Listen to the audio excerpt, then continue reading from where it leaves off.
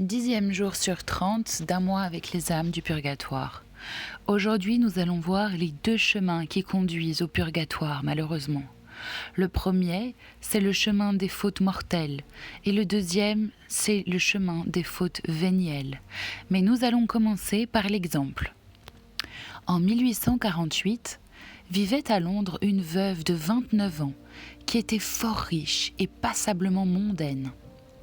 Parmi les habitués qui fréquentaient sa demeure, on remarquait un jeune lord, d'une conduite peu édifiante.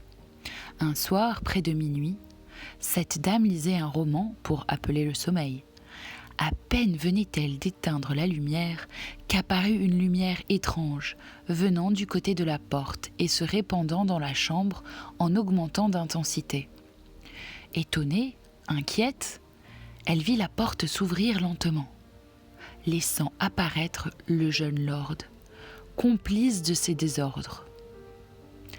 Avant qu'elle n'ait pu proférer une parole, il était à ses côtés. Il la saisit au poignet, lui disant « Il y a un enfer où l'on brûle, sachez-le !» La douleur que la malheureuse ressentit au poignet était si aiguë qu'elle s'évanouit. Revenue à elle une demi-heure plus tard, elle appela sa femme de chambre. Celle-ci, en entrant dans la pièce, sentit une forte odeur d'objets brûlés. Elle constata que sa maîtresse avait au poignet une brûlure qui laissait apparaître l'os. Et cette plaie montrait l'empreinte d'une main d'homme. Elle remarqua encore que de la porte au lit et du lit à la porte, le tapis portait des marques de pas d'homme et que, à l'endroit des pas, le tissu du tapis était calciné de part en part. Le jour suivant, la dame apprit que le jeune lord était mort cette nuit-là.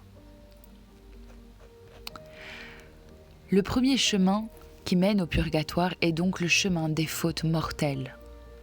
De par sa nature, le péché mortel conduit plus loin que le purgatoire. Il précipite dans l'abîme de l'enfer. Les âmes obscurcies par le mal, qui a fini par les pénétrer, s'engouffrent vers les ténèbres. Elles ne supportent pas la lumière de Dieu, qui leur apparaît au moment de la mort. Mais si le pécheur se repent et se confesse, le pardon du Seigneur descend sur lui par la grâce sacramentale. Qu'arrive-t-il alors ? Les fautes sont pardonnées, l'amitié de Dieu est rendue. Il reste la peine faite au bon Dieu, qu'il faut expier, ou en ce monde par la pénitence, la prière, les messes, la charité, ou dans l'autre, par les souffrances du purgatoire. Après de longues années d'égarement, quel effroyable, quel long purgatoire l'attend. Quelle énorme dette il devra solder à la justice divine. Il est vrai que la pénitence sacramentale réduit notre dette, mais elle est ordinairement si légère et faite avec si peu de ferveur. Il est vrai aussi que les mortifications et les indulgences peuvent nous préserver ou nous délivrer du purgatoire. Mais il y a si peu de chrétiens qui se mortifient et qui jeûnent. Ceux qui sont les plus coupables sont précisément ceux qui font le moins de pénitence. Enfin, combien n'ont pas la contrition suffisante pour gagner des indulgences ? Qu'il y en a peu qui évitent cet effroyable abîme. Tant de péchés et si peu d'expiation. Si notre vie passait à être ternie par des fautes graves, cette considération doit nous faire réfléchir et nous arracher des désirs de pénitence. Elle doit aussi nous inciter à prier pour les âmes les plus coupables de ce lieu d'expiation. Ô mon Dieu, pénétrez mon esprit d'une crainte salutaire à la pensée de vos redoutables jugements. Le deuxième chemin, c'est le chemin des fautes vénielles qui nous conduit au purgatoire. Est-ce que vous faites pénitence ?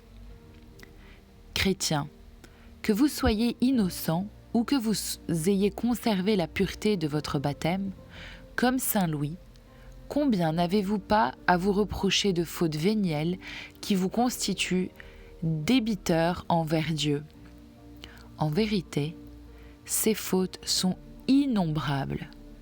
Votre vie n'est peut-être qu'un tissu de péchés véniels, ainsi que de pensées inutiles, de paroles oiseuses. Que de jugements téméraires, de distractions, de médisance, que de vanité, du temps perdu inutilement. N'offensez-vous pas Dieu très souvent, tous les jours, sous le futile prétexte que vos fautes ne sont que légères ? Ne vous rendez-vous pas souvent coupable de certaines fautes vénielles qu'on pourrait appeler graves parce qu'elles avoisinent le péché mortel ? Faites-vous pénitence ? Or, si votre vie est pleine de dettes et vide de satisfaction, il est bien évident que vous êtes dans la seconde voie qui conduit directement au purgatoire. Alors, que de jours, que de mois, que d'années, vous aurez à gémir dans ce terrible lieu d'expiation. Que votre purgatoire sera long et rigoureux.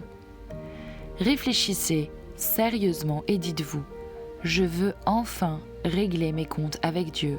Je veux profiter du temps que me laisse sa miséricorde pour satisfaire à sa justice. Je veux acquitter les dettes qu'il est si facile de solder avec un peu de générosité et d'amour. Âme du purgatoire, venez à mon aide. Demandez-moi l'esprit de pénitence. Je demanderai pour vous soulagement et consolation. Prions maintenant.